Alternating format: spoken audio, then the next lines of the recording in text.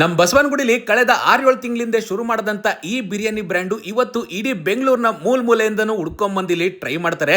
ಇಲ್ಲಿ ಸಿಗೋ ಹೈದರಾಬಾದ್ ದಮ್ ಬಿರಿಯಾನಿ ಅಷ್ಟೇ ಅಲ್ಲದೆ ಇವ್ರ ಹತ್ರ ಸಿಗೋ ಕಬಾಬ್ ಅಂತೂ ಅಲ್ಟಿಮೇಟ್ ಆಗಿರುತ್ತೆ. ಪರ್ಫೆಕ್ಟ್ ಆಗಿ ಚಿಕನ್ನ ಮ್ಯಾರಿನೇಟ್ ಬೇರೆ ಮಾಡಿರ್ತಾರೆ. ಇನ್ನು ಸೌದೆ ಒಲೆಯಲ್ಲಿ ಕುಕ್ ಮಾಡೋ ಈ ಬಿರಿಯಾನಿ ಪ್ರೋಸೆಸ್ ನೋಡಿ ನನಗಂತೂ ಸಿಕ್ಕಾಪಟ್ಟೆ ಖುಷಿ ಆಯಿತು. ಮಿಡ್ ನೈಟ್ 1 ಗಂಟೆವರೆಗೂ ಸಿಗ್ತಾ ಇದೆ. ಯಾವುದಪ್ಪ ಈ ಜಾಗ ಅಂದರೆ ದಿ ಶಾಲಾಟ್ ಬಿರಿಯಾನಿ ಅಂದ್ಬಿಟ್ಟು ನಾನು ಬಸವನಗುಡಿ ಕಿಮ್ಸ್ ಹಾಸ್ಪಿಟ್ಲ್ ಪಕ್ಕದಲ್ಲಿ ಇರ್ತಕ್ಕಂಥ ಫುಡ್ ಟ್ರಕ್ಗೆ ವಿಸಿಟ್ ಮಾಡಿದ್ದೆ. ಸೊ ಇವರ ಮೇಕಿಂಗ್ ಪ್ರೋಸೆಸ್ ಎಲ್ಲ ನೋಡಿ ನನಗಂತೂ ಸಿಕ್ಕಾಪಟ್ಟೆ ಖುಷಿ ಆಯಿತು. ಸೌದೆ ಒಲೆನ ಬಳಸಿ ಇಲ್ಲಿನ ಹೈದರಾಬಾದ್ ದಮ್ ಬಿರಿಯಾನಿನ ಪ್ರಿಪೇರ್ ಮಾಡ್ತಾರೆ. ರಾತ್ರಿ ಒಂದು 7-7:30 ಆಗಂಗಿಲ್ಲ ಜನ ಇಲ್ಲಿ ಬಂದು ಫುಡ್ ಟ್ರಕ್ ಬರೋದಕ್ಕೂ ಮುಂಚೆನೆ ಕಾಯ್ತಾ ಇರ್ತಾರೆ. ಅವರಿಗೊಂದು ಬ್ಯಾಚ್ ಹಂಗೆ ಇಲ್ಲಿನ ಬಿರಿಯಾನಿ ಅಂಡೆಗಳಂತೂ ಖಾಲಿ ಆಗ್ತಾನೆ ಇರುತ್ತೆ.